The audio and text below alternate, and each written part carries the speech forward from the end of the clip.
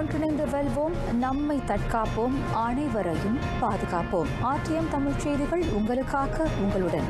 வணக்கம், நான் கோகிலவாணி கிருஷ்ணன். இன்றைய தலைப்புச் செய்திகள்: 7 மாநிலங்களில் 70,000க்கும் மேற்பட்டோர் துயர் துடைப்பு மையங்களில் தஞ்சம்.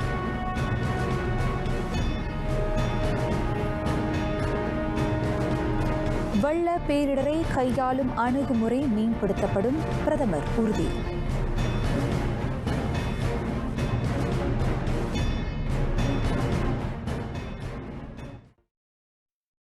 Selangor Shah Alam section 25 Taman Sri மூடாவில் வெள்ளத்தால் பாதிக்கப்பட்டவர்களுக்கு தீயணைப்பு மீட்பு படையினர் உணவுகளை வழங்கிய காட்சி அது. இரவு 7 மணி வரை நாட்டில் 7 மாநிலங்களில் 71,639 பேர் 438 துயர் துடைப்பு மையங்களில் அடைக்கலம் நாடியிருக்கின்றனர். பஹாங், ஸ்லாங்கூர், நகரி செம்பிலானில் பாதிக்கப்பட்டோர் எண்ணிக்கை அதிகரித்துள்ளது. பேராக், கிளாந்தான், மலாக்கா, கோலாலம்பூரில் நிலைமை மேம்பட்டிருக்கிறது.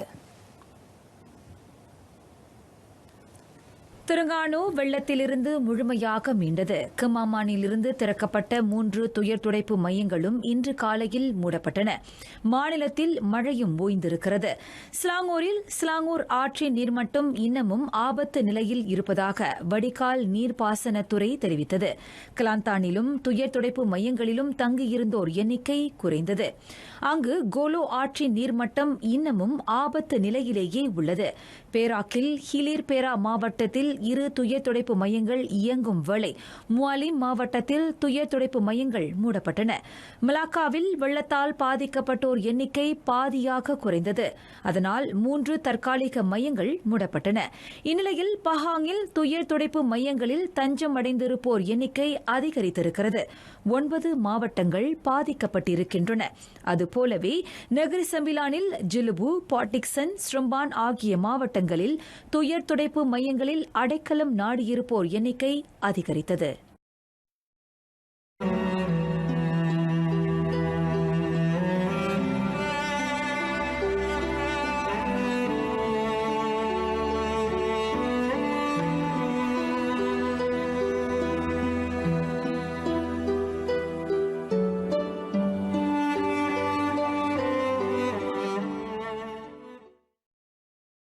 மற்றொரு நிலவரத்தில் கோலாலம்பூர் காராக் நெடுஞ்சாலையிலும் கிழக்கு கரை நெடுஞ்சாலையிலும் பல பகுதிகள் போக்குவரத்துக்கு மூடப்பட்டுள்ளன. குறிப்பாக காரா தமுர்லோ இடையே வெள்ளம் இன்னும் வடியாததால் சாலை முழுவதுமாக மூடப்பட்டிருக்கிறது. காராக்கிலிருந்து கோலாலம்பூர் திரும்பும் வழியில் 74.9வது கிலோமீட்டரில் சாலையில் பள்ளம் ஏற்பட்டிருக்கிறது. மேலும் அந்த நெடுஞ்சாலையில் மரக்கட்டைகள் மற்றும் கற்கள் சிதறி கிடப்பதாக நெடுஞ்சாலை பராமரிப்பு நிறுவனம் தெரிவித்தது. கிள்ளான் பள்ளத்தாக்கில் மிக கடுமையாக பாதிக்கப்பட்டிருக்கும் ஷாலாம் தமான் ஸ்ரீ மூடாவில் மக்களுக்கான உதவிகள் தீவிரப்படுத்தப்பட்டிருக்கின்றன. வீடுகளில் இருப்போருக்கும் துயர் துடைப்பு மையங்களில் தஞ்சம் அடைந்திருப்போருக்கும் உணவுகள், இன்றியமையா பொருட்கள் போன்றவை இன்று நண்பகல் தொடங்கி வழங்கப்படுகின்றன. வெள்ளம் வற்றிய சாலைகளில் ராணுவம், தீயணைப்பு படை ஆகியவற்றின் லாரிகள் மூலம் உதவி பொருட்கள் வழங்கப்படுகின்றன. மருந்து பொருட்கள், உடை, மெத்தை ஆகியவையும் வழங்கப்படுவதுடன் வளர்ப்பு பிராணிகளுக்கு மருத்துவ பரிசோதனையும் செய்யப்படுகிறது. வெள்ளம் தேங்கியிருக்கும் பகுதிகளில் விரைவு படகுகள் மூலம் பொருட்கள் விநியோகிக்கப்படுவதாக ஸ்லாங்கூர் தீயணைப்பு மீட்பு படை இயக்குநர் நூர் அசாம் கமீஸ் தெரிவித்தார்.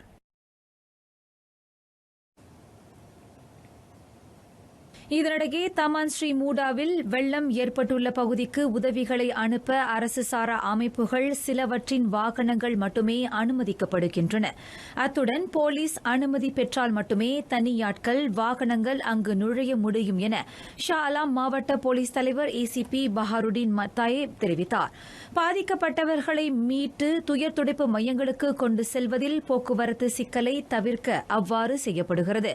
தமான் ஸ்ரீ மூடா பகுதி மக்களுக்கு உணவுகளை வழங்க முயன்ற ஒருவர் செயலாக்க தரப்பினரால் தடுக்கப்பட்ட காணொலி சமூக வலைதளங்களில் பரவியது தொடர்பில் ஏசிபி பஹாருடீன் விளக்கினார். ஸ்லாங்கூரில் வெள்ளத்துக்கு பலியானோர் எண்ணிக்கை 17ஆக அதிகரித்துள்ளது. 10 பேர் கிள்ளானிலும், 3 ஹுலுல்லாங்காட்டிலும், 4 செப்பாங்கிலும் உயிர் இழந்தனர். அவர்களின் மரணத்துக்கான காரணம் கண்டறியப்பட்டு வருவதாக ஸ்லாங்கூர் மந்திரி பசார் டாக்டர் ஸ்ரீ அமீருடின் ஷாரி தெரிவித்தார்.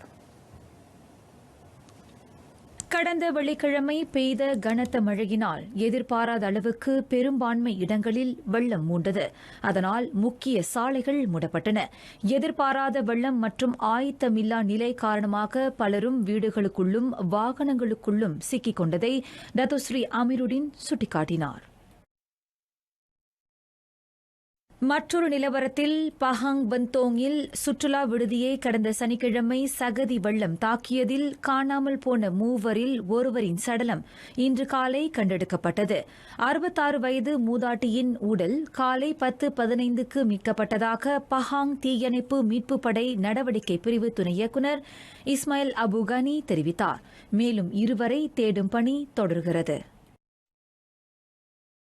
இந்நிலையில் நாட்டின் வட மாநிலங்களான பெர்லிஸ், கெடா, பினாங்கில் இன்று இடியுடன் கூடிய மழை பெய்யும் என மலேசிய வானிலை ஆய்வுத்துறை எச்சரிக்கை வெளியிட்டுள்ளது. பேராவின் கிரியான், லாருட் மத்தாங், ஸ்லாமா மாவட்டங்களிலும் கனமழை நீடிக்கும் என அதன் தலைமை இயக்குநர் முகமது ஹெல்மி அப்துல்லா குறிப்பிட்டுள்ளார். சுமத்ராவில் உருவாகியுள்ள வெப்பமண்டல காற்று நாட்டின் வட மாநிலங்களை நோக்கி நகர்ந்து கொண்டிருக்கின்றது. இதனால் அப்பகுதிகளில் தொடர் மழை பெய்யும் சாத்தியம் இருப்பதாகவும் தாழ்வான இடங்களில் வெள்ளம் ஏற்பட அதிக வாய்ப்புள்ளதாகவும் அவர் கூறினார். வெள்ள பேரிடரை நிர்வகிப்பதில் பலவீனங்கள் நிலவுவதை மறுக்கவியலாது. குறிப்பாக ஸ்லாங்கூரில் வெள்ளத்தை கையாள்வதில் அத்தகைய நிலை காணப்பட்டதை பிரதமர் டாக்டர் ஸ்ரீ இஸ்மாயில் சப்ரி யாக்கூப் ஒப்புக்கொண்டார். வெள்ள பேரிடரை நிர்வகிக்கும் அணுகுமுறை அவ்வப்போது மேம்படுத்தப்படும் என பிரதமர் உறுதியளித்தார். வெள்ளத்தை நிர்வகிக்கும் பொறுப்பை கூட்டரசு அரசாங்கம் மட்டும் கொண்டிருக்கவில்லை. மாறாக மாநில அரசும் மாவட்டத்தில் உள்ள தொடர்புடைய தரப்புகளும் முக்கிய பங்காற்ற வேண்டும் என பிரதமர் வலியுறுத்தினார். நட்மா தேசிய பேரிடர் நிர்வாக நிறுவனம் ஒருங்கிணைப்பாளராக மட்டுமே செயல்படுவதை அவர் சுட்டிக்காட்டினார். மாநில மந்திரி பசார்களுடன் இன்று காலை பிரதமர் இயங்கலை வாயிலாக கூட்டம் நடத்தினார். அதில் திரங்கானு, கிளாந்தான், பஹாங் ஆகிய மாநிலங்களில் வெள்ளத்தை சமாளிப்பதற்கான ஆயத்த நிலை சீராக இருந்தது. ஆனால் ஸ்லாங்கூரில் வழக்கத்துக்கு மாறாக வெள்ள பேரிடர் ஏற்பட்டதால் அதனை சமாளிப்பதில் பலவீனங்கள் காணப்பட்டதை கூட்டரசு அரசு வெளிப்படையாக அப்போது ஒப்புக்கொண்டது. இதனிடையே வெள்ளத்தில் பாதிக்கப்பட்டோர் தங்கள் உடல் நலத்தை பேண வேண்டும் என பிரதமர் அறிவுறுத்தினார். குறிப்பாக அவசர மற்றும் பேரிடர் காலங்களில் அவர்கள் தங்களின் ஆரோக்கியத்துக்கு முக்கியத்துவம் செலுத்த வேண்டும் என அவர் வலியுறுத்தினார். போதிய உணவுகளை எடுத்துக்கொண்டு பேரிடர் சவால்களை அவர்கள் மன துணிச்சலுடன் சமாளிக்க வேண்டும் என்றும் டாக்டர் ஸ்ரீ இஸ்மாயில் சப்ரி கேட்டுக் கொண்டார். மற்றொரு நிலவரத்தில் நெக்ரி சம்பிலான், ஜொலுபு, பூகித் தங்காவில் மண் சரிவினால் சேதமடைந்த சாலையை செப்பனிடும் பணி விரைவாக்கப்பட வேண்டும் என பிரதமர் பணித்தார். சிரம்பானுக்கும் ஜொலுபுவுக்கும் இடையிலான போக்குவரத்தை சீர்படுத்த அந்த பணிகள் துரிதப்படுத்தப்பட வேண்டும். மக்களின் இயல்பு வாழ்க்கைக்கு ஊறு ஏற்படுத்துவதை தவிர்க்க பொதுப்பணி அமைச்சு செப்பனிடும் பணிகளை மேற்கொண்டு வருவதாக டாக்டர் ஸ்ரீ இஸ்மாயில் சப்ரி அவரின் முகநூலில் குறிப்பிட்டுள்ளார். டாக்டர் ஸ்ரீ இஸ்மாயில் முன்னதாக பூகித் தங்காவில் மண் சரிவினால் சேதமடைந்த பகுதிகளை சென்று பார்வையிட்டார். வெள்ள பேரிடர் பகுதிகளில் கண்காணிப்பு நோக்கத்திற்காக அதிக ஆற்றல் வாய்ந்த 40 தொலை இயக்க பறக்கும் கருவிகள் பயன்படுத்தப்படும். அவற்றின் வாயிலாக மேலும் முக்கிய பொருட்கள் அங்கு கொண்டு செல்லப்படும் என அறிவியல் தொழில்நுட்ப புத்தாக்க அமைச்சர் டாக்டர் அடம் பாபா தெரிவித்துள்ளார். அந்த தொலை இயக்க பறக்கும் கருவிகளை பெற அமைச்சு 5 தனியார் நிறுவனங்களுடன் உடன்பாடு கண்டுள்ளது. ட்ரோன்களை கொண்டு செயல்படும் அவசர நிலை படையினர் அவற்றை பயன்படுத்துவர். வெள்ளத்தில் சிக்கியோரை கண்டறிவதுடன் நிலச்சரிவில் பாதிப்புக்குள்ளான சாலையின் நிலையையும் அவற்றின் மூலம் துல்லியமாக கண்டறிய முடியும். அந்த கருவிகளை கூடிய விரைவில் இயக்க தமது அதிகாரிகள் CAAM மலேசிய பொது வான் போக்குவரத்து நிறுவன உயர் அதிகாரிகளின் ஒப்புதலுக்காக காத்திருப்பதாக டாக்டர் அடம் பாபா குறிப்பிட்டார். வெள்ளத்தில் வாகனம் ஓட்டும் உரிமம், வாகன உரிம சான்றிதழ் VOC இழந்தவர்கள் இலவசமாக அவற்றை புதுப்பித்துக் கொள்ளலாம். அதற்கு காலக்கெடு விதிக்கப்படவில்லை. இயல்பு வாழ்க்கைக்கு திரும்பிய பின் அவர்கள் அந்த ஆவணங்களை பெற்றுக் கொள்ளலாம் என போக்குவரத்து அமைச்சர் டத்துஸ்ரீ டாக்டர் V காசியோங் தெரிவித்தார். அரசாங்கம் அறிவித்திருக்கும் அந்த கட்டண விலக்கை பெற தொடர்புடையோர் போலீஸ் புகார் செய்ய வேண்டும். அதன் நகலுடன் சாலை போக்குவரத்து துறை முகப்பை அவர்கள் நாடலாம். வெள்ளத்தால் பாதிக்கப்பட்டோருக்கு உதவ நடமாடும் JPJ முகப்பு சேவைகளை வழங்கவும் உத்தேசிக்கப்படுகிறது.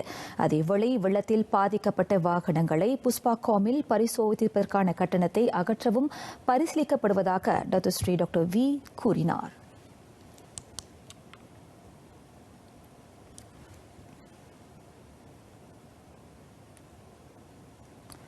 வெள்ளத்தால் பாதிக்கப்பட்டிருக்கும் குறு சிறு நடுத்தர தொழில்துறையினருக்கான கடன் உதவி திட்டத்தை பேங்க் நகாரா அறிவித்துள்ளது. அதற்காக 20 கோடி ரிங்கிட் ஒதுக்கப்பட்டிருக்கிறது.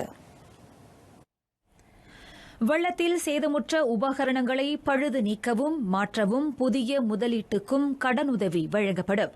சிறு நடுத்தர தொழில்துறையினருக்கு 5 லட்சம் ரிங்கிட் வரையிலும், குறு வணிகங்களுக்கு 75,000 ரிங்கிட் வரையிலும் கடனுதவி அளிக்கப்படும்.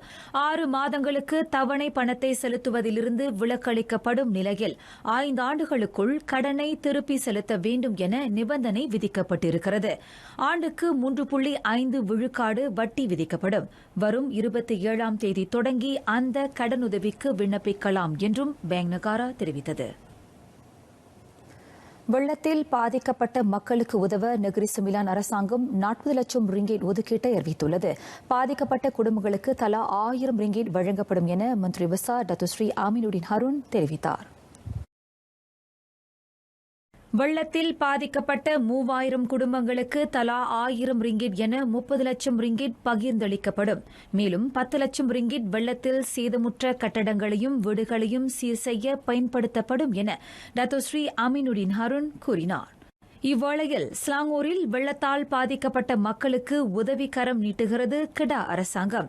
பரிவு மற்றும் ஒருமைப்பாட்டு அடிப்படையில் ஸ்லாங்கூருக்கு 2 லட்சம் ரிங்கிட் உதவி நிதி வழங்குவதாக Kedah Menteri Besar Datuk Seri Muhammad Sanusi Muhammad Nor தெரிவித்தார்.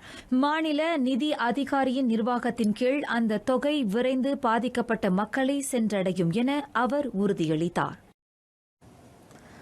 தெலங்கானாவில் வெள்ளம் ஏற்பட்டிருப்பதால் யுனிசா பல்கலைக்கழக மாணவர்களுக்கு 8 நாட்கள் விடுமுறை அறிவிக்கப்பட்டிருக்கிறது. டிசம்பர் 19 26ஆம் தேதி வரை இளங்கலை மற்றும் முதுகலை விரிவுரை வகுப்புகளும் தற்காலிகமாக நிறுத்தி வைக்கப்பட்டுள்ளதாக துணை வேந்தராக பணியாற்றும் பேராசிரியர் டாக்டர் ஃபஸ்லி அடம் தெரிவித்தார். மருத்துவத் துறையில் பயிலும் 1ஆம் ஆண்டு மாணவர்களுக்கு மட்டுமே இந்த விடுமுறை நடைமுறைப்படுத்தப்பட்டுள்ளது. ஏனைய துறைகளைச் சேர்ந்த மாணவர்கள் கற்றல் கற்பித்தல் நடவடிக்கைகளில் வழக்கம் போல் ஈடுபட வேண்டும். வெள்ளத்தால் பாதிக்கப்பட்ட தரப்பினரின் நிலையை கருத்தில் கொண்டு பல்கலைக்கழக நிர்வாகத்தினர் இந்த முடிவை எடுத்ததாக பேராசிரியர் டாக்டர் ஃபஸ்லி குறிப்பிட்டார். பாதிக்கப்பட்ட மாணவர்கள் உதவி தேவைப்பட்டால் மாணவர் மற்றும் முன்னாள் மாணவர் விவகாரங்களுக்கான அலுவலகத்தை 0986879445 என்ற எண்ணில் தொடர்பு கொள்ளலாம். நாடு முழுக்க வெள்ளத்தால் பாதிக்கப்பட்டிருக்கும் உயர்கல்வி மாணவர்களின் தரவுகள் திரட்டப்படுகின்றன. அதற்கான நடவடிக்கை அறை திறக்கப்பட்டிருப்பதாக உயர்கல்வி துணை அமைச்சர் டத்தோ டாக்டர் அஹ்மத் மஸ்ரீஸ் அல் முஹம்மத் மேலவையில் தெரிவித்தார். பாதிக்கப்பட்டவர்களுக்கு வழங்கப்படும் உதவிகளை ஒருங்கிணைக்க அந்த தரவுகள் திரட்டப்படுகின்றன. தொடர்புடைய உயர்கல்வி கழகங்களில் அதற்கான தகவல்களை பெற்றுக் கொள்ளலாம் என துணை அமைச்சர் கூறினார். பெரும்பாலான மாநிலங்களில் வெள்ளம் சூழ்ந்ததைத் தொடர்ந்து கடந்த சனிக்கிழமை அந்த நடவடிக்கை அறை திறக்கப்பட்டது. பாதிக்கப்பட்ட மாணவர்களுக்கு உரிய உதவிகள் நல்கப்படும் என டத்தோ டாக்டர் அஹ்மத் மஸ்ரீசால் உறுதியளித்தார். KWAN தேசிய அரங்காப்பு நிதிக்கான ஒதுக்கீட்டை 500 கோடி ரிங்கிட்டிலிருந்து 600 கோடி ரிங்கிட்டாக அதிகரிக்க அரசு முடிவு செய்துள்ளது. ஊக்கம் மருந்தளவு உட்பட தடுப்பூசிகளின் கையிருப்பு பெரியவர்களுக்கும் 11 வயதினருக்கும் போதிய அளவில் இருப்பதை உறுதி செய்ய அந்த ஒதுக்கீடு அதிகரிக்கப்பட்டுள்ளது.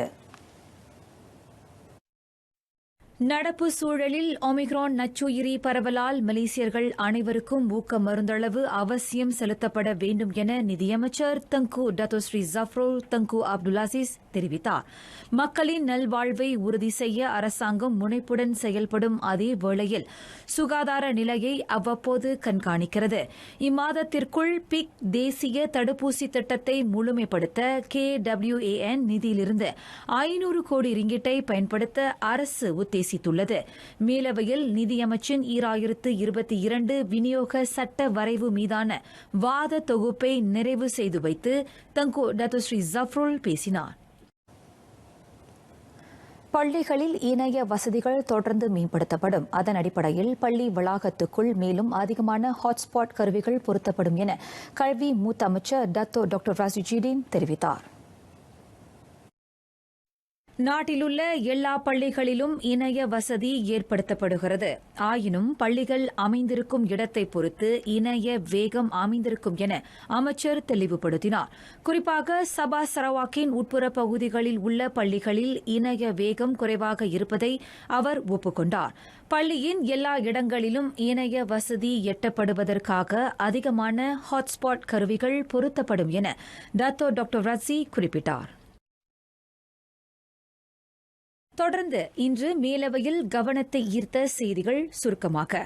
அகண்ட அலைவரிசை சேவையை பெற பயனர்கள் ஒரு நாளுக்கு 27 சென்ட் செலுத்தினால் போதுமானது. கைபேசிக்கான அதிவேக இணைய சேவைக்கான அடிப்படை கட்டணம் மாதத்துக்கு 8 முதல் 10 ரிங்கிட் வரை விதிக்கப்படுவதாக தொடர்பு பல்லூடக துணை அமைச்சர் டத்தோ ஜஹிடி ஜைனுல் அபிடீன் தெரிவித்தார். பயனர்களுக்கு தகுந்த விலையில் இணைய சேவை வழங்கப்படுவதை தொடர்பு பல்லூடக ஆணையம் தொடர்ந்து கண்காணிக்கும் என்றும் அவர் கூறினார். கோவிட்-19 கொள்ளை நோயால் நாட்டின் பத்தேக் ஏற்றுமதி தேக்கம் கண்டுள்ளது. இவ்வாண்டு ஜனவரி முதல் அக்டோபர் 31ஆம் தேதி வரை பத்தேக் ஏற்றுமதியின் மதிப்பு 2,89,000 ரிங்கிட்டாக பதிவு செய்யப்பட்டது. 2016 முதல் 2020ஆம் ஆண்டு வரையிலான பத்தேக் ஏற்றுமதி நாட்டுக்கு 67 லட்சம் ரிங்கிட் லாபம் ஈட்டியதாக சுற்றுலா கலை பண்பாட்டு அமைச்சர் டத்தோஸ்ரீ நான்சி ஷுக்ரி தெரிவித்தார். பாதுகாக்கப்பட்ட நிரந்தர வனப்பகுதிகளில் வணிக நோக்கத்துக்காக காட்டு வளங்களை எடுக்கும் தரப்பின் மீது கடும் நடவடிக்கை எடுக்கப்படும். மாநில அரசாங்கத்தின் அனுமதி இல்லாமல் அதுபோன்ற நடவடிக்கைகளில் ஈடுபடும் பூர்வக்குடி மக்களும் அதற்கு விதிவிலக்கல்ல என எரிசக்தி இயற்கை வள துணை அமைச்சர் டத்தோ அலி பிஜு எச்சரித்தார். முறையான காரணங்கள் இன்றி பாதுகாக்கப்பட்ட வனப்பகுதிகளுக்குள் நுழைவதும் விதிகளை மீறும் செயல் என அவர் நினைவுறுத்தினார். விவசாயிகளின் வருமானத்தை உயர்த்த வேளாண் துறை 4 முதன்மை வியூகங்களை செயல்படுத்த உள்ளது. வணிக திட்டமிடல், செயலாக்கம், நிர்வாகம், திட்ட மேலாண்மை ஆகியவை அவை என வேளாண் உணவு தொழில் துணை அமைச்சர் டாக்டர் நிக் முகமது ஜவாவி சாலே விளக்கினார். அதன் வழி விவசாய பொருட்களை உகந்த பொருளாதார ரீதியில் உற்பத்தி செய்ய முடியும் என்றவர் குறிப்பிட்டார். நாட்டில் கோவிட்-19 தினசரி தொற்று எண்ணிக்கை மீண்டும் 3000-ஐ கடந்தது. இன்று 3140 பேர் அந்த தொற்றுக்கு இலக்கானார்கள். இதன் வழி நாட்டில் கோவிட்-19ஆல் பாதிக்கப்பட்டவர்களின் எண்ணிக்கை 27,24,684 அதிகரித்துள்ளது. நேற்று 3,810 பேர் தொற்றிலிருந்து குணமடைந்த வேளை 3,766 பேர் மருத்துவமனைகளில் சிகிச்சை பெற்று வருகின்றனர். அவர்களில் 210 பேருக்கு மூச்சு கருவி பொருத்தப்பட்டுள்ளது. கடந்த 24 மணி நேரத்தில் 43 பேர் அந்த கொள்ளை நோய்க்கு பலியானார்கள். அவர்களுள் எண்மர் இறந்த நிலையில் மருத்துவமனைக்கு கொண்டு செல்லப்பட்டவர்கள். இவ்வேளையில் நேற்று வரை நாட்டிலுள்ள பெரியவர்களில் 97.5 விழுக்காட்டினர் கோவிட்-19 தடுப்பூசியை நிறைவு செய்தனர். 12 முதல் 17 வயதிற்குட்பட்ட இளையோரில் 86.9 விழுக்காட்டினர் தடுப்பூசியை பூர்த்தி செய்திருக்கும் வேளை 90 விழுக்காட்டினர் குறைந்தது முதல் மருந்தளவை பெற்றுள்ளனர். நேற்று 1,45,004 மருந்தளவுகள் செலுத்தப்பட்டன. அவற்றுள் 1,37,438 ஊக்க மருந்தளவுகளாகும். சிங்கப்பூர் 2020 AFF காற்பந்து போட்டி. ஹரிமோ மலாயா தேசிய அணி அதில் மிளிர முடியாமல் போனதற்கு முழு பொறுப்பை ஏற்றுக் கொண்டுள்ளது FAM மலேசிய காற்பந்து சங்கம். நேற்று முன்தினம் நடந்தேறிய பி பிரிவு நிறைவு ஆட்டத்தில் தேசிய அணி இந்தோனேசியாவிடம் 1-4 என வீழ்ந்தது. அதனையடுத்து அப்போட்டியின் அரையிறுதிக்கு முன்னேறும் வாய்ப்பை ஹரிமா மலாயா இழந்தது. அப்போட்டியில் மலாயா வேங்கை வெளிப்படுத்திய அடைவு நிலை குறித்து முழு அறிக்கையை தேசிய அணியின் நிர்வாக செயற்குழுவிடம் விரைந்து தாக்கல் செய்யும்படி சம்பந்தப்பட்டோருக்கு FAM தலைவர் டத்தோ ஹமீடின் முகமது அமீன் பணித்தார். அந்த அறிக்கையை நிர்வாக குழுவினர் துல்லியமாக ஆராய்வர் என FAM தலைமை செயலாளர் முகமது சைஃபுடின் அபுபக்கர் அறிக்கையின் வாயிலாக தெரிவித்தார். அன்பர்களே, நாட்டில் பெரும்பான்மை இடங்களில் வானிலை சீராக இல்லை. எனவே மழை, வெள்ளம் ஆகியவற்றுடன் COVID-19 தொற்றிலிருந்தும் நம்மை தற்காப்போம். நிறைவடைகின்றன RTM தமிழ் செய்திகள். எங்களோடு இணைந்ததற்கு நன்றி.